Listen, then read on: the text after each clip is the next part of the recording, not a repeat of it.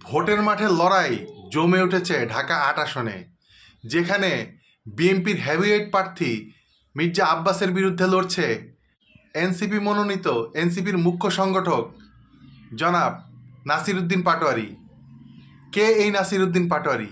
নাসিরউদ্দিন পাটোয়ারি হচ্ছে সেই ব্যক্তি যিনি শেখ হাসিনার আমলে, যখন সারা বাংলাদেশে ভারতীয় গোয়েন্দা সংস্থা র এর প্রভাব ব্যাপক ছিল, ওই সময় টিএসসি চত্বরে একা ভারত বিরোধী প্ল্যাকার্ড নিয়ে বসেছিলেন দিনের পর দিন। এই নাসিরউদ্দিন পাটোয়ারি এবার ঘুম হারাম করেছেন বিএনপির হেভিওয়েট প্রার্থী মির্জা আব্বাসের। একের পর এক চমক দিয়ে যাচ্ছেন নাসিরউদ্দিন পাটোয়ারি। গত 2 দিন আগে হেফাজতে ইসলামের আমির আল্লামা বাবুনগরী একটি বক্তব্য দিয়েছিলেন। তিনি তার বক্তব্যে বলেন, জামাতে ইসলামকে ভোট দেওয়া হারাম। তার এই বক্তব্যের পরিপ্রেক্ষিতে নাসিরউদ্দিন পাটোয়ারি বাবুনগরীকে নিয়ে একটি ফেসবুক পোস্ট দেন। তার এই পোস্ট করার পরপরই খেপে যান হেফাজতে ইসলামের এক অংশ, যারা আল্লামা বাবুনগরীর অনুসারী। গতকালকে বাইতুল মোকাররমের সামনে আল্লামা বাবুনগরীর অনুসারীরা একটি প্রতিবাদ সমাবেশ ডেকেছিলেন। তারা যখন বক্তৃতা দিচ্ছিলেন, তখন তার ঠিক পেছনে নাসিরউদ্দিন পাটোয়ারি উপস্থিত ছিল। এই ধরনের ঘটনা বাংলাদেশের ইতিহাসে কখনো ঘটেছে কিনা, অথবা পৃথিবীর ইতিহাসে ঘটেছে কিনা আমার সন্দেহ আছে। কারণ যার বিরুদ্ধে অভিযোগ, তিনি স্বয়ং এই প্রতিবাদ সমাবেশে উপস্থিত।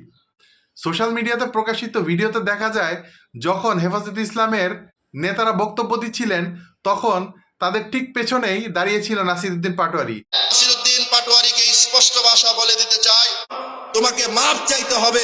এক পর্যায়ে তারা যখন পেছনে ঘুরে তাকান, তখন তারা অবাক হয়ে যান। তেলাওয়াত করবেন।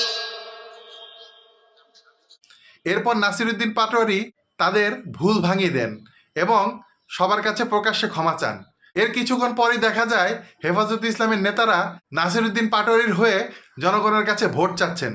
আমার জন্য একটু ভোট চাইয়া দেন, আমার একটু ভোট দিতে। হ্যাঁ, অবশ্যই সবাই আমাদের নাসিরউদ্দিন পাটোয়ারি ভাই বাংলাদেশের প্রসিদ্ধ একজন আলেম এবং লেখক। এর ভিতরে ঘটে এক হাস্যকর ঘটনা। হেফাজতে ইসলামের একজন নেতা তিনি হাটে হাড়ি ভেঙে দেন মির্জা আব্বাসের। আমার 2013 থেকে নিয়ে এই 2025 পর্যন্ত 26-এর পর্যন্ত আমি হেফাজতের সাথে খুবই কানেক্টেড এবং মহানগরের একজন দায়িত্বশীল।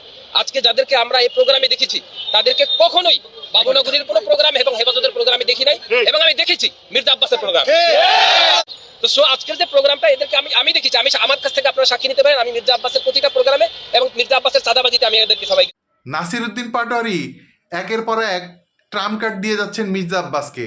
এখন দেখা যাক আর 2 দিন পর যে ভোটটি অনুষ্ঠিত হবে, সেই 12ই ফেব্রুয়ারি ভোটে মির্জা আব্বাসকে মাত দিতে পারে কিনা। কিন্তু এক কথায় বলা যায়, ঢাকা 8 আসনের নির্বাচনী প্রচারণা একদম জমে ক্ষীর হয়ে গেছে।